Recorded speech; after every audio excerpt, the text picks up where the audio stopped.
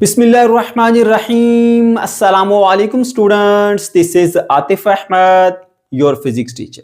प्यारे बच्चों, आज की इस वीडियो में हम डिस्कस करने जा रहे हैं जी applications of ultrasound in medical. मेरे बच्चों, ये टॉपिक आपको बुक में एक पैराग्राफ की सूरत में दिया गया है, लेकिन मैंने इसको हेडिंग्स बना के कैटेगराइज कर दिया है ताकि आपके लिए इसे याद रखना आसान हो जाए। ठीक है बच्चों, तो चलिए जी स्टार्ट करते हैं इसकी पहली एप्लीकेशन से, दैट इज सोनोग्राफी। तो हेडिंग लगा लीजिए मेरे बच्चों सोनोग्राफी की। अब ये सोनोग्राफी क्या है बेटा? सोनोग्राफी एक मेडिकल इमेजिंग टेक्निक है जिसके जरिए हम बॉडी के अंदर मौजूद ऑर्गन की इमेज बना सकते हैं। हमें जो कंप्यूटर की स्क्रीन है उसके ऊपर बॉडी के इंटरनल ऑर्गन की एक इमेज दिख जाती है, नजर आ जाती है। अब ये कैसे होता है? इसके लिए हम इस्तेमाल करते हैं अल्ट्रासोनिक वेव्स का। ठीक है, हम अल्ट्रासोनिक वेव को बॉडी के ऊपर टारगेट करते हैं, जो भी ऑर्गन है बॉडी के अंदर मौजूद है उसके ऊपर टारगेट करते हैं, वो वहां जाती हैं, उससे टकराती हैं, टकरा के वापस आती हैं। ठीक है, तो उनको फिर हम एनालाइज करके कंप्यूटर के जरिए उसकी एक स्क्रीन के ऊपर एक इमेज बना लेते हैं। ठीक है बेटा, और इसका एक बेनिफिट ये है कि ये बाकी जो इमेजिंग टेक्निक्स है ना, जैसे एक्सरे हो गया या फिर सिटी स्कैन हो गया, उनके मुकाबले में ये काफ़ी सेफ होती है, क्योंकि इसके अंदर हम हाई फ्रीक्वेंसी वाली साउंड वेव्स का इस्तेमाल करें तो ना तो हम इसमें कोई मैग्नेटिक वेव्स का इस्तेमाल करते हैं, मैग्नेटिक रेडिएशंस का, ना ही हम कोई और रेडिएशन इस्तेमाल करते हैं, ना हम यहाँ पे एक्सरेज का इस्तेमाल करते हैं। ठीक है, तो ये कंपैरेटिवली ना काफ़ी सेफ होती हैं, इनका यूज सेफ है, बॉडी के अंदर ज़्यादा नुकसान नहीं करता कंपैरेटिव टू अदर। सही है बेटा। इसके अलावा जो अनबॉर्न बेबीज हैं, जो अभी पैदा ही नहीं हुए, ठीक है, उनकी भी अगर आप उनकी अंदर जो बॉडी ऑर्गन्स है उनको देखना चाहते हैं या उसकी जो ओवरऑल मूवमेंट है उसको ऑब्जर्व करना चाहते हैं या उसको देखना चाहते हैं, एग्जामिन करना चाहते हैं, तो उसके लिए भी ये सेफ होती है। ठीक है बेटा, अब आपने इसे लिखना कैसे वो भी जरा देख लीजिए। मैंने यहाँ पे पॉइंट्स बना दिए आपकी आसानी के लिए। सबसे पहले लिखेंगे ultrasound is used to generate images of tissues. Tissue कहते हैं जब बहुत सारे एक ही तरह के सेल्स मिलते हैं ना, उसको टिश्यू कहते हैं। सेल क्या होता है बेटा?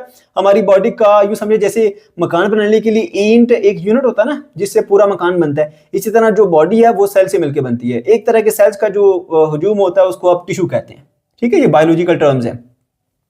तो टिश्यूज के इमेजेस लेने के लिए, ऑर्गन जो आज़ा हैं बॉडी के अंदर उनकी इमेजेस लेने के लिए, ठीक है, हम इसको इस्तेमाल करते हैं। ठीक है, and it is comparatively less harmful than the other imaging technique. बता दिया मैंने आपको। बाकी सिटी स्कैन देख लो, एक्सरे देख लो, वो फिर भी कुछ ना कुछ बॉडी के अंदर डैमेजेस कर सकती हैं, ये उसके मुकाबले में बहुत ही कम या ना होने के बराबर डैमेजेस करती है, और इसको हम अनबॉर्न बेबीज के लिए भी इस्तेमाल कर सकते हैं।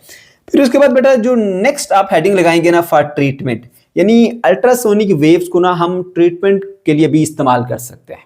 अब कहाँ पे ट्रीटमेंट, कौन सा ट्रीटमेंट, वो आपको बताता हूँ। इनके अंदर एक खूबी है, वो खूबी ये है कि अगर आपने एक छोटे से रीजन के अंदर इन अल्ट्रासोनिक वेव को टारगेट करना है और आपको हाई इंटेंसिटी की बीम चाहिए, वेव्स चाहिए, तो आप उसको टारगेट कर देते हैं, तो ये जो आसपास के करीबी सेल्स हैं उनको डैमेज नहीं करती।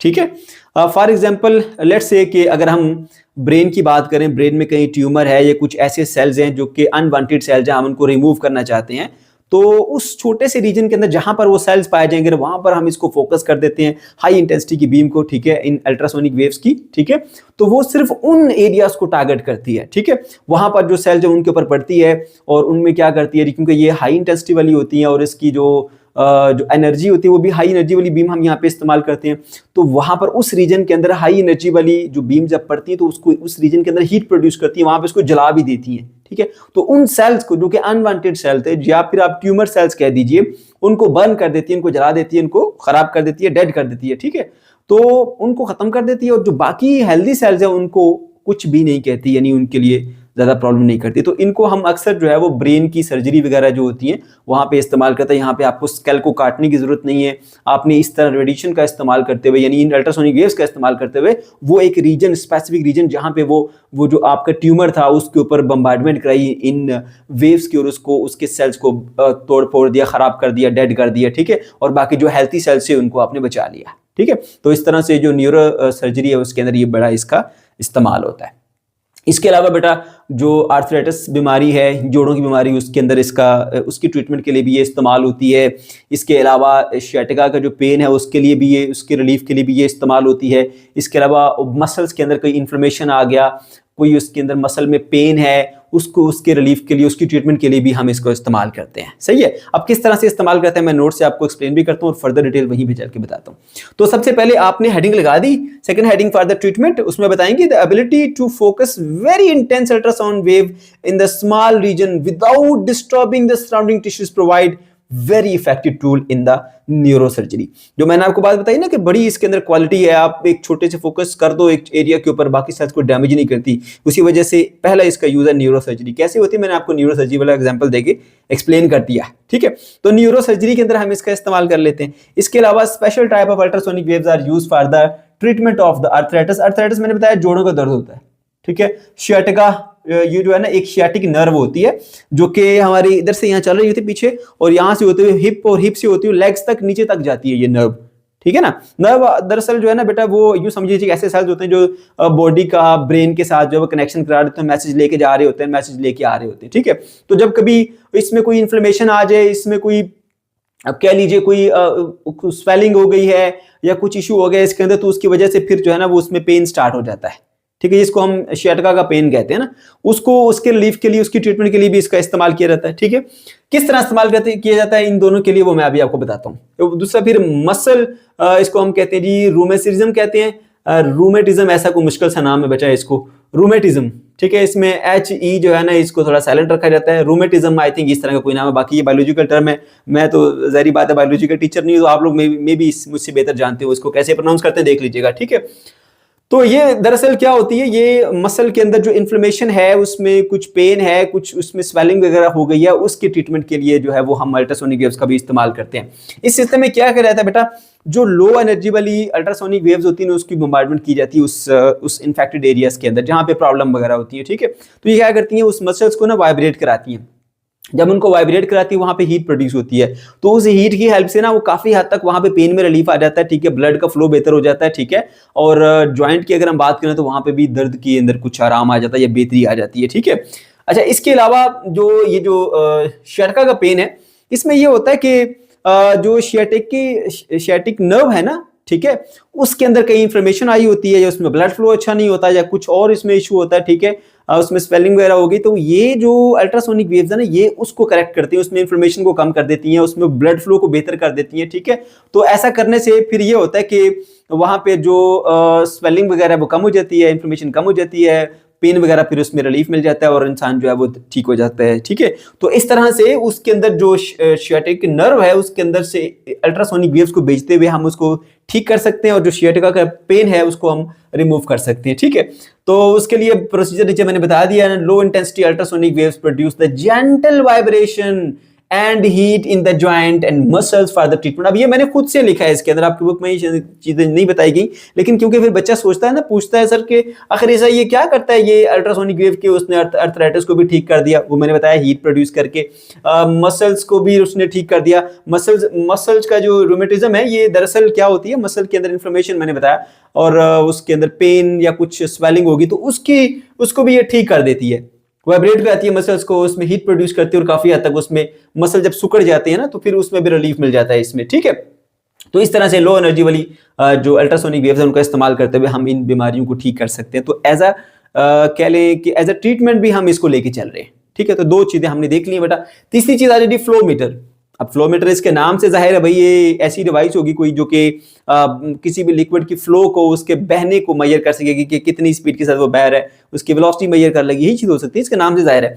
तो फ्लोमीटर भी हमारे पास एक ऐसी डिवाइस है जिसमें हम अल्ट्रासोनिक वेव्स का इस्तेमाल करते हुए ब्लड के फ्लो को देखते हैं कि किस स्पीड के साथ जो है वो ब्लड फ्लो करता हुआ जा रहा है। ठीक है, इसके अलावा इसमें हम करते क्या है बेटा, मैंने आपको बताया कि हमने अल्ट्रासोनिक वेव्स को ब्लड के अंदर जब भेज देना है, फिर वो वहां से रिफ्लेक्ट होती हैं, ब्लड के साथ रिफ्लेक्ट बैक होकर वापस आती हैं। जब ये वेव्स ब्लड से रिफ्लेक्ट बैक करके वापस आती है ना, तो इनकी फ्रीक्वेंसी में चेंज आ जाता है। उस फ्रीक्वेंसी में चेंज को एग्जामिन करते हुए हम ब्लड की जो फ्लो की स्पीड है ना बेटा उसको एनालाइज कर सकते हैं, उसको अंडरस्टैंड कर सकते हैं।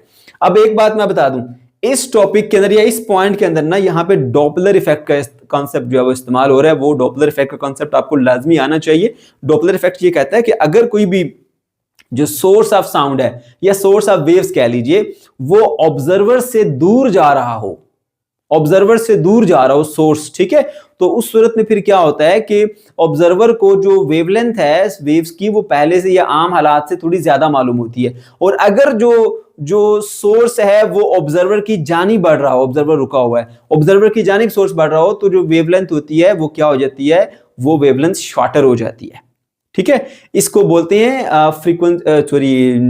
डॉपलर शिफ्ट, ठीक है। अच्छा, तो यहां पर वही बात बताइए, ultrasonic flow meter measures the rate of flow of the liquid, यानी कि किस पर सेकंड किस स्पीड के साथ जो है वो टाइम के रिस्पेक्ट से कैसा वो फ्लो करता हुआ जा रहा है, by transmitting the high frequency ultrasonic wave to the flowing liquid. वो जो ब्लड फ्लो कर रहा है या लिक्विड फ्लो कर रहा है पाइप के अंदर किसी भी इंडस्ट्री के, उसके अंदर हम ये भेज देते हैं, तो उससे रिफ्लेक्ट बैक करके आते हुए फिर क्या हो जाता है, हम उसको एग्जामिन कर लेते हैं। कैसे एग्जामिन कर लेते हैं? Ultrasound waves reflect from the liquid experiences of frequency shift. उस मूविंग फ्लूइड से जब वो रिफ्लेक्ट बैक करके आएगी तो उसमें फ्रीक्वेंसी शिफ्ट आ जाता है। फ्रीक्वेंसी शिफ्ट का मतलब है फ्रीक्वेंसी में चेंज आ जाता है, ठीक है। अब ये फ्रीक्वेंसी में शिफ्ट कैसे आता है, किस तरह से आता है, मैंने बताया कि इसके लिए डॉपलर इफेक्ट का कॉन्सेप्ट जो है वो आपको सही से आना चाहिए। उसके दो केस अगर आपको नहीं आता तो डॉपलर इफेक्ट का टॉपिक जाके उसके दो केस देखो। कौन से वाले दो केस? जिसमें ऑब्जर्वर मूव करता है toward the source, source move करता है ऑब्जर्वर की जानिब, या सोर्स मूव करता है अवे फ्रॉम द ऑब्जर्वर, ठीक है। ये दो सोर्स देख लोगे, दो टॉपिक देख लोगे तो आपको ये चीजें क्लियर हो जाएंगी, ठीक है ना। यहाँ पर मैं कोशिश करूंगा कि मैं थोड़ा सा गाइड कर दूं, लेकिन फिर मसला ये है कि बच्चे कहते हैं वीडियो लंबी हो गई है, ठीक है। ओके जी, तो इसमें जो वेव्स ब्लड के फ्लो से रिफ्लेक्ट बैक करके वापस आती हैं, उनकी जो फ्रीक्वेंसी है उसमें चेंज आ जाता है। उस फ्रीक्वेंसी में चेंज को एग्जामिन करते हुए आप उसकी जो स्पीड है उसको एनालाइज कर सकते हैं, मालूम कर सकते हैं। This shift is in frequency is used to measure the flow rate of the liquid. ये फ्रीक्वेंसी में चेंज आया ना, रिफ्लेक्ट बैक करके वापस गई है। मैं आपको थोड़ा सा गाइड कर देता हूं कि अगर एक ऑब्जेक्ट ऐसे रुका हुआ है ना, तो वेव जा रही हैं अल्ट्रासोनिक वेव, उसका लेट्स से कि एक कंप्रेशन, ये दूसरा, ये तीसरा, ये चौथा, ये पांचवा जाते जा रहे हैं। अगर ये रुका है तो एक कंप्रेशन रिफ्लेक्ट हो गया है, दूसरा रिफ्लेक्ट हो गया है, तीसरा रिफ्लेक्ट हो गया है, चौथा रिफ्लेक्ट हो गया है। आम हालात में अगर ये रुका हुआ है तो फिर यह है कि जितना फासला कंप्रेशन के दरमियान जाते हुए था उतना फासला कंप्रेशन के बाद रिफ्लेक्ट होने के बाद भी होगा। लेकिन अगर एक ऑब्जर्वर जो जिस चीज से रिफ्लेक्ट हो किया ना वेव्स ने, वो आगे की तरफ बढ़ना शुरू कर दे, तो फिर क्या होगा कि एक कंप्रेशन जो रिफ्लेक्ट बैक करके आई है और दूसरी कंप्रेशन जो रिफ्लेक्ट बैक करके आएगी, उनके दरमियान में गैप आ जाता है, ठीक है। जिसका मतलब है कि इनकी वेवलेंथ में इजाफा हो गया। वेवलेंथ में इजाफे का मतलब कि फ्रीक्वेंसी लो हो जाएगी, ठीक है। ओके, चले जी, तो यहां पर मैंने मेंशन कर दिया है if liquid move toward the probe. ये भी दोनों एडिशनल पॉइंट है, आप चाहें तो कर लें, नहीं करना चाहते छोड़ सकते हैं। ये सिर्फ आपके कॉन्सेप्ट के लिए। If the liquid move toward the probe, probe मतलब वो बॉडी है उसकी अल्ट्रासाउंड की, जो कह लें जिसको हमने बॉडी के साथ ऐसे रखा हो जाता है, छोटा सा पार्ट होता है जिसको लाइक हमने बॉडी के ऊपर अंदर का कोई ऑर्गन जिसके ऊपर हम अल्ट्रासोनिक वेव भेजी है ना, उसके ऊपर हम इसको रख देते हैं ना, इस तरह वो हैंडल सा बना होता है, यूं उसके ऊपर हम यूं रखते हैं, उसको प्रोब कहते हैं, ठीक है। तो if the liquid move toward the probe, the frequency increases, ठीक है। इसी तरह से if the liquid flow away from the probe, the frequency decreases। तो फ्रीक्वेंसी में इंक्रीज और फ्रीक्वेंसी में डिक्रीज आपको इंडिकेट कर देगा कि फ्लो किस तरफ है, ठीक है। और जो चेंज है वो बता देगा कि इसकी स्पीड क्या है, ठीक हो गया। इंक्रीज या डिक्रीज बताएगा कि डायरेक्शन किधर है, और कितना इंक्रीज आया या कितना डिक्रीज आया वो ये बताएगा कि इसकी जो स्पीड है वो क्या है, ठीक है बेटा। तो ये इस तरह से आप डॉपलर इफेक्ट का कॉन्सेप्ट यहां पर इस्तेमाल करते हुए एज अ फ्लो मीटर भी इसको यूज कर सकते हैं, ठीक है। फिर इसका जो लास्ट एप्लीकेशन है बेटा वो डायग्नोस्टिक पर्पस के लिए। ये ब्लड के फ्लो को एग्जामिन कर सकता है कि बॉडी के अंदर जो ब्लड फ्लो है वो कैसा है। अब इतना ब्लड फ्लो होना चाहिए बॉडी के अंदर, अगर इससे कम है या उससे ज्यादा है तो फिर आपको पता लगेगा बॉडी के अंदर कहीं ना कहीं प्रॉब्लम है, ठीक है। तो ब्लड फ्लो रेट जो है उसको एग्जामिन करता है। तो यहाँ पर मैंने मेंशन किया ultrasound waves can also be used to examine the blood flow, ठीक है। दूसरी बात, ये जो डिफरेंट डिजीज हैं बॉडी के अंदर या कुछ प्रॉब्लम है उसको भी डायग्नोज करता है। लाइक कहीं पे क्लोटिंग है, उस क्लोटिंग को आइडेंटिफाई कर सकता है। इसके अलावा जो कहीं ब्लॉकेज है और दिल के जो डिफरेंट मसले मसाइल होते हैं उनके बारे में भी ये बता सकते हैं। कहीं पे कोई प्लॉक वगैरह जमा हुआ है या कुछ इस तरह का इशू हो तो उसको आइडेंटिफाई कर देते हैं, ठीक है। उसमें भी प्रोसीजर यही होता है, हम अल्ट्रासोनिक वेव को भेज रहे होते हैं, वो वहां से रिफ्लेक्ट बैक करके आ रही होती है। अब फर्ज करो कि कोई ऐसा हिस्सा है जहाँ पे ब्लॉकेज है, अब वहां पे खून तो रुका हुआ है ठीक है। तो हमने इधर से जो अल्ट्रासोनिक वेव भेजी हैं वो वहां से गई हैं, ब्लड से रिफ्लेक्ट बैक होकर वापस आई हैं। तो क्योंकि ब्लड रुका हुआ था, ब्लड के अंदर कुछ मूवमेंट नहीं थी वहां पर, ठीक है, ब्लॉकेज थी, ठीक है। तो फिर क्या होगा, वहां पर जो रिफ्लेक्ट बैक करके आने वाली जो वेव्स है उनकी फ्रीक्वेंसी में कुछ चेंज नहीं आएगा। फ्रीक्वेंसी में चेंज अगर नहीं आ रहा, इसका मतलब है कि यहाँ पे ब्लड जो है वो फ्लो ही नहीं कर रहा, क्योंकि अगर ब्लड फ्लो करेगा तो या तो फ्रीक्वेंसी रिफ्लेक्ट बैक करके आने वाली वेव्स की बढ़ जाएगी या कम हो जाएगी। अगर नहीं कम ज्यादा हो रही तो उसका मतलब वहां पे कहीं ब्लॉकेज है।